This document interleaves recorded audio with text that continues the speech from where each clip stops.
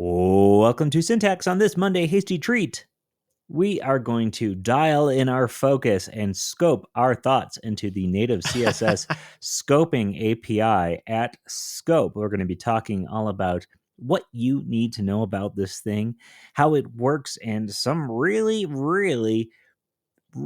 cool things that it allows you to accomplish. I'm actually, after looking over the notes for this episode, I'm distraught that I'm not using this all over right now. So we're going to be talking all about scope. And with me, as always, is Wes Boss. What's up, Wes? Not too much. I'm excited to talk about scope here. It's going to be a fairly quick episode. There's not really a whole lot to it, but it's certainly something that the audience should know about as it's coming down the pipe. Yeah, I'm Scott Tolinsky, by the way. I did not say that. I'm also coming down the pipe. I am getting my day ready here. But you know what's also coming down the pipe, Wes, with me? What? As well as Scope? Sentry. Sentry's new features. Errors. Lots of them. In fact, that's one of the things that we were the most curious about when we talked to the folks at Sentry is how do you deal with so many things coming through those tubes? But this podcast is presented by Sentry, and Sentry is a wonderful way to track how your application, your website, your stuff is working at any given time. Collect the bugs, solve those bugs, fix your problems, move on. So let's move on and talk about scope. Wes, you want to hit us with the whys? Yes. So scoping your CSS is nothing new. We've had many ways to scope our CSS, both from like naming conventions all the way over to like lots of things like the Svelte kit has scoping built in. However, like all good things, they eventually get added to the language, and they've been trying to add scoping to the language for a long time. There was a scoped attribute on the style tag for a while, and that got scrapped. And it looks like finally we are going with the at scope rule. So the reason why I think this is kind of interesting is because like scoping is something all of us need to do. We've all run into applications where you have lots and lots of global CSS, and that CSS applies to absolutely everything on the page. And it's kind of nice in some cases where it cascades all the way down, but you often end up in places where you can't just take components out of your website and have them sort of live on their own, and have the CSS sort of be coupled with them. And scoping CSS allows us to do that. You're not going to have styles that leak outside of where they're supposed to go. CSS scoping, there's no need for complex naming conventions. So BEM was a very popular one where you would name thing as a block element modifier. You'd have these really long class names on it. And that was a great way to sort of keep your CSS modular and be able to scope it to what it exists. But you don't need any of that stuff with it. You don't need to add a million classes to everything. You can simply just write very simple CSS selectors, often element selectors like P or H2 to actually target the element that you want. Yeah. And I have a little bit of a hot take here. Give it to me. Yeah, this is my hot take around this subject. Many of the tools that people like and are just, in love with in their process for working in CSS are only liked as much as they are because they make scoping easy. I think scoping in CSS is the one problem that people have a hard time with in CSS, and lots of tools, the main problem that they're solving is scoping, whether that's CSS and JS, or even like Tailwind, right? Co-locating your styles in places. Those are, at the end of the day, might not seem like scoping issues, but they're almost all scoping issues. And so to me, at scope is my most requested CSS feature right now. I gotta have this thing for a number of reasons. And actually, this is I found this while looking. There was an old API that you have to use the Wayback Machine to look at called scoped an attribute on CSS. So it was That's what attribute. I was referencing earlier.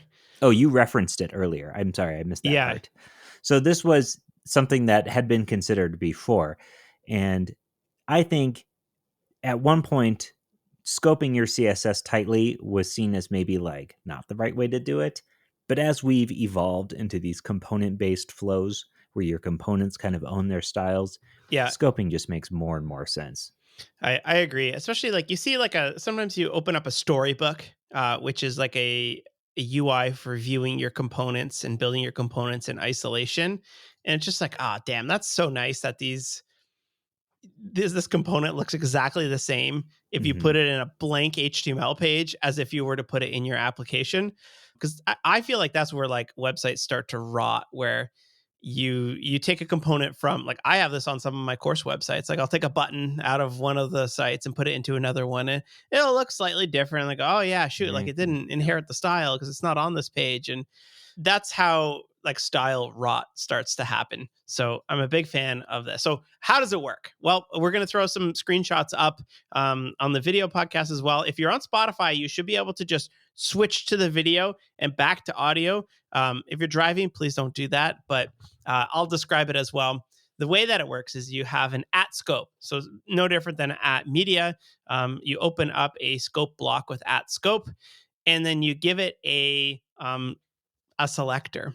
You don't have to give it a selector. I'll talk about that in just a second. But if you want to say, all right, if you have a card, I want to say at scope, you have to have the parentheses in my experience, dot card. And what that does is it opens up a scoping block for the elements that match that selector. Then inside of that scoping block, any CSS you can imagine, with the exception of one thing. I'll talk about that in a second. So any CSS you dump inside of that scope block will only be applied to the element that is selected uh, in that specific scope. And you don't have to, this is a little bit, you might be saying, well, how is that different than nesting? It's a little bit different than nesting in that you aren't making these crazy long, complex selectors. With nesting, you have dot card space P.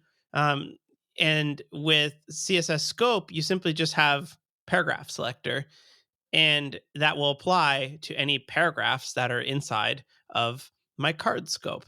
And I think that's pretty neat that you just, I find the same thing with Svelte as well. It's like, oh, it's beautiful. You don't have to like add Hmm. classes to everything.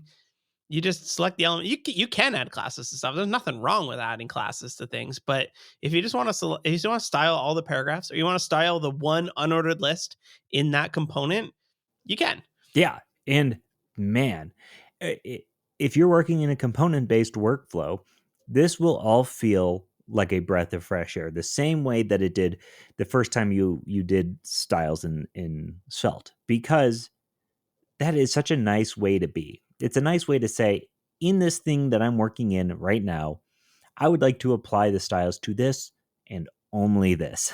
And Yeah. there's something so great about that. So, One cool thing I've ever since I read this, I'm like, damn, I love that. And it's the idea of not having to specify a selector for your scope.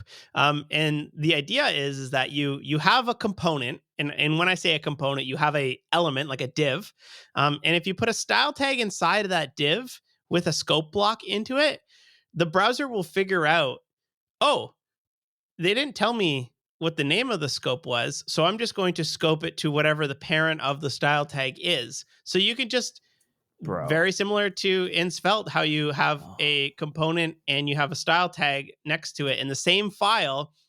You could just say, all right, add scope, and you can apply the CSS, and it will only be applied to the elements inside of the parent card. And I think that's so cool because you can make these like super portable little pieces of HTML that have the CSS assigned to it without having to be like, all right, well, make sure you add this specific class. You don't need any classes. You don't need anything like that. yeah, this to me is the space that I'm most interested in. I'm working on some stuff right now just using straight HTML template tags, and Yep. how, I mean, not actual template tags, but just template tag literals of HTML. And how Yes. awesome would it be to just throw a style in there? That is almost, you get the power of a Svelte style Yeah. component where you have that same exact interaction without the compilation step. Yeah. Mm, There's no build step. I didn't even say that. That's a thank you, Scott. that is awesome. Yeah, Yeah. I'm jazzed It's up right now. it's so cool. And sort of while I'm on that thought of having scope CSS inside of an element, pseudo inline hover styles. Yes, One yes, thing yes. one reason why people absolutely love Tailwind and don't like inline styles is because inline styles, like style equals quotes, they're limited in that there's a whole chunk of CSS that you can't do in an inline style. You can't do hover styles, you can't do Yep. media queries, you can't do container queries. Has? You can't, yeah, you can't do has. You can't do parent-child selectors, right? You can't do any of that. And Tailwind makes all of that possible, which is amazing. And I'm not saying this is going to replace Tailwind. It's probably not, because the Tailwind syntax is much nicer. But look at this example where you have a button and you want to add a hover background to that button. How do you do that in CSS? Well, you make a class, you put a style tag below it, and you give it a class. And you say, all right, when this class is hovered, so now you can just stick a style tag in the freaking button and say at scope, and then you can select the button itself with the colon scope selector. Oh, so man. colon scope colon hover background red, and it's just like and you can do that with media queries, you can do it with container queries, you can do it with any of CSS, and it will just be scoped to that specific element. Yeah, I'm I'm resisting the urge to make a colon scoping joke. Are you above the age of 40? Get your colon scoped. Get your colon scoped. Yeah, I was trying really hard not to do that, but I had to do it. All right, now you might be saying, okay, Wes, that's dumb. All of that stuff, I don't have those problems that solves. Yeah, here's a really cool You're a thing. liar. Donut scope. And we talked about this with Bramus, and when he had him on the podcast, is CSS donut scope will allow you to specify where the scope starts. Of course, a class can say, all right, apply these styles to this class, and then any images within that class you want to do something. The problem becomes with the C of cascade of CSS. The C in CSS stands for cascading, meaning that any CSS you apply at the parent will automatically scope all the way down. And one problem we have in the syntax website is variables do this. You set a variable at a very high level. There's no way to stop that variable from going all the way down unless you were to reinitialize it, right? So if you have a card inside of a card, or you have a dark sidebar with a light mode card inside of that, the problem is that when you redefine a variable at one level, the variables all the way down the DOM tree get overwritten. With donut scope, it's going to allow us to stop the cascade at a specific spot. So you say at scope card 2 dot callout. So basically you're saying this is where it starts, the end of the donut, and this is where it ends, the whole of the donut. And I was trying to make when I was doing demos for this, I called it Timbit scope, but That's like the opposite, isn't it? Aren't Timbits the center? Yeah, Timbit scope would be the inside. So Invert the Timbit scope. Inverted Timbit scope. I don't know if everyone would get that. As a Canadian podcast, we need to tell everybody that what do you call them in the States? Donut holes? Donut holes. Yes, we call them donut holes from Duncan, I believe. I did grow up with Tim Hortons around the block, so okay, you know what a Timbit is. I'm familiar. Yeah, so donut scope is pretty nifty. And I can see ourselves using this in components, being like scope it from this card to yes. And then like a child, right? So you might want to or to the next scope. Like I could also imagine like every single time you have a component, you give it like a class of component. You're like, all right, scope it from here until you hit the next component. And then stop, and then that component will have its own scope. Don't apply it to any children. The only like one weird thing is that if you have a background and you have a nested component, it's not going to like punch out the background, so you'd have to reset the background. It would be nice if you had, in addition to the colon scope, if you had like a colon end scope. Because if you were saying, so you could say that, oh no, wait, never mind, that doesn't track. Ignore what I'm saying. Because you can do it with all the, and all of this plays nicely with CSS, like the ampersands. So the ampersand will give you the parent selector, and you can use has, and all of the new CSS stuff in addition works well with this. So you have really fine grained control over the elements that you are selecting. Last thing, browser support. It's in Chrome. Just hit Safari technical preview. So it will. We don't know if they're just like testing it out or whatnot and trying to find things. There's one limitation we did find. Adam Wathan of Tailwind was actually investigating this because I'm sure he's got lots of scoping issues that can be fixed by this. Keyframes must be global. So if you want to generate a specific keyframe for a specific element, it has to have still has to have a unique name. And then you often, to generate a unique name, you have to use JavaScript. So it would be neat if you could scope keyframes. But I think the fix for that is at property in CSS. An at property in CSS will allow us to specify the type of a CSS variable, and that will then allow us to switch values of a keyframe. So you could say, like, you could have a length one, you could set the width or the height of something, and simply updating the variable will make the keyframe update itself, which is not something that works right now unless you use app property. Everything is awesome about this. The keyframes thing, I don't have that many keyframe issues No, me overall, neither. but I would imagine people who are doing really complex animations do. I've seen some interesting new animation libraries that are doing like Crazy Town animations, not like Butterfly Crazy Town, but just like you've entered Crazy Town. And the support for this, like you said, Chrome, yes, Safari Tech Preview, Firefox, no. The sad story here is that there's not a lot of good ways to compile or polyfill this. There are ways to do scope CSS currently in JavaScript, but this might be one of those ones you just have to wait for, which is sad for me. I did see on this Firefox tip just 3 days ago, there's been some movement on here. Safari Ooh. announced that it will be added in 17.4. So it will be coming this year-ish. I even have 17.4 on my iPhone right now as the first release candidate or beta or whatever. So it is coming to Safari very soon. And Mozilla has moved it to the ready to add phase here. So Oh, I awesome. posted a link to this standards positions.